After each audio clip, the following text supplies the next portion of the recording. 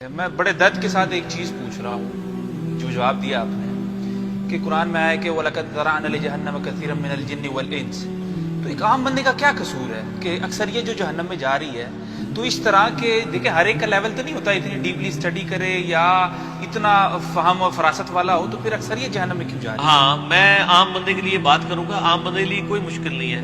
عام بندے پہ نماز تو فرض ہے نا، جی بالکل. اور نماز کی 17 رکعتیں فرض ہیں. ہر رکعت میں ایاک نعبد و ایاک نستعین آتا ہے.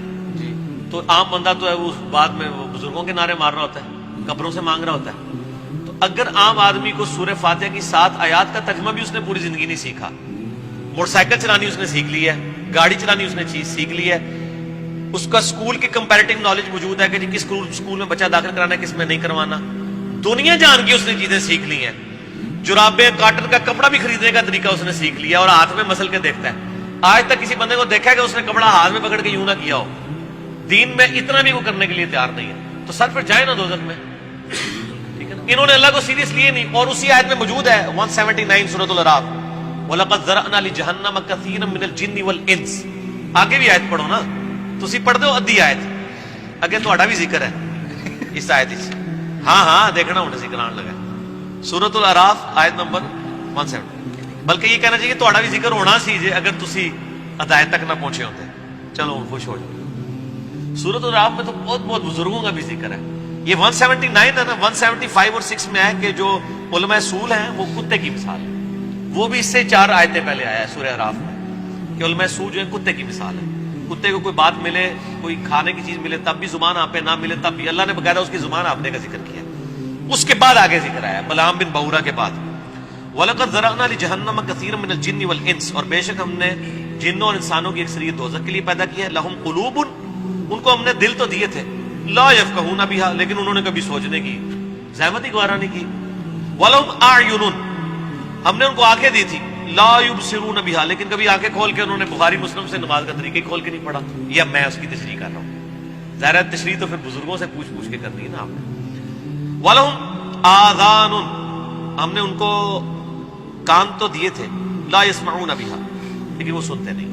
اولئک کالانعام، اور یہ تو چوپائے ہیں، چوپائے ہیں. اللہ نے جانوروں کی مثل کہا ہے کہ جو لوگ اپنی عقل کو، کان، آنکھوں کو استعمال نہیں کرتے. بل ہم اضل، بلکہ یہ تو جانوروں سے بھی گئے گزرے. اولئک هم الغافلون، یہ تو غفلت کی زندگی گزار.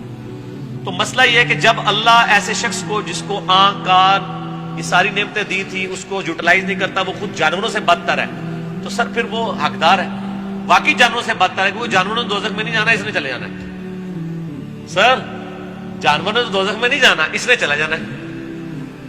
تو اس سے تو بہتر تھا یہ جانور ہی ہوتا، کم از کم دوزخ میں جانے سے تو بچ جاتا.